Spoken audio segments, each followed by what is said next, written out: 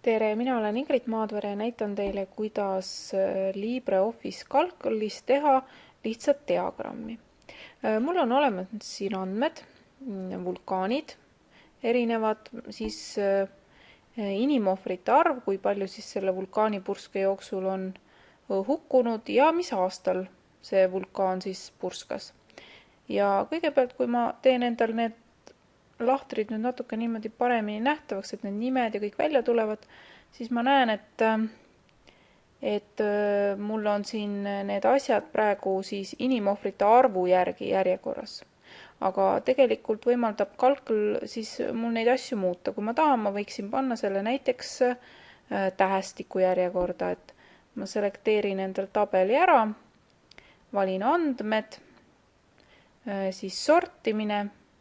Ja nüüd sortimise alus, näiteks praegusel hetkel on mul vulkaan, panen sobib ja nüüd ma näen, et mul on vulkaani järgi kõik selle järgi, et G on esimene, siin V on viimane. Või siis aastate järgi või ükskõik kuidas. Ma nüüd sorteerin need andmed uuesti, andmed ja sorteerimine nii, et nad oleksid inimohvrite arvu järgi. Nii, sobib. Nii, ja ma tahan teha siis ühe sellise tulpdiagrammi, kus on näha vulkaani nimed ja siis inimohvrite arv, kui palju siis selle vulkaanipurskes inimesi surma sai. Nii, selekteerin selleks ära siis kaks esimest veergu ja klõpsan siia selle märgi peale diagramm.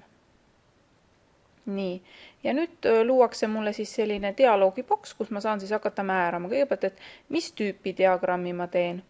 Nii, mul pakutakse esimesena kohe tulpdiagrammi, kui ma midagi võrdlen, siis ongi tulpdiagramm kõige parem, aga ma näen, et need vulkaani nimed on suhteliselt pikad ja ta ei ole väga hästi loetav. Ma muudan selle tulpdiagrammi ribadiagrammiks, sest siis on mul palju mugavam vaadata neid nimesid lugeda. Nii, klõpsan nupule edasi.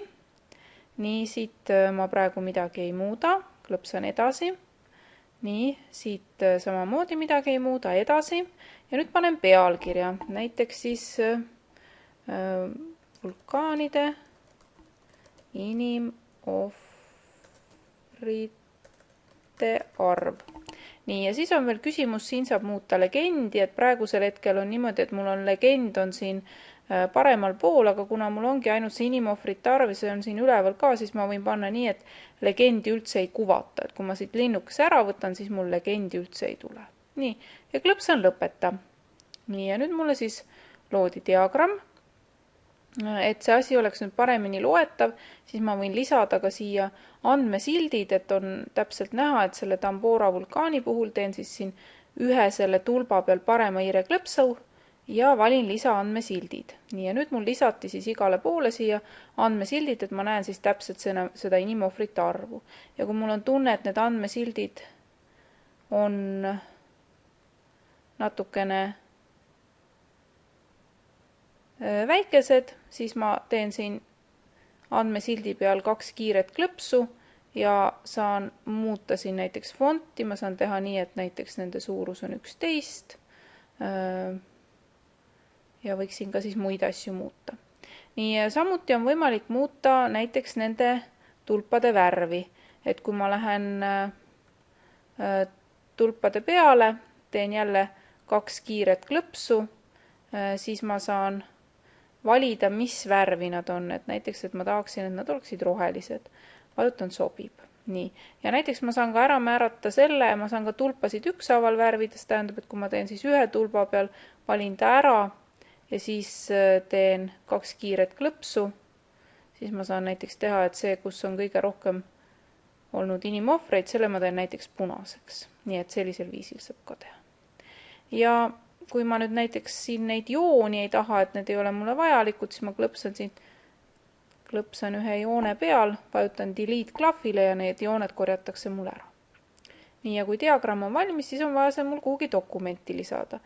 Ja selleks ma tulen praegu nüüd siit diagrammist välja, see tähendab, ma näen, et mul on praegu selline halli joon siin ümber, ma teen kusagil mujal klõpsu, Nüüd ma olen jälle oma tabelis ja kui ma nüüd teen diagrammi ühe klõpsu, siis tekivad siia sellised rohelised kastikesed ja nüüd, kui ma teen parema hiire klõpsu ja valin kopeeri ja lähen nüüd siis näiteks oma dokumenti, teen parema hiire klõpsu ja aseta, siis kopeeritakse minu diagramm siis siia.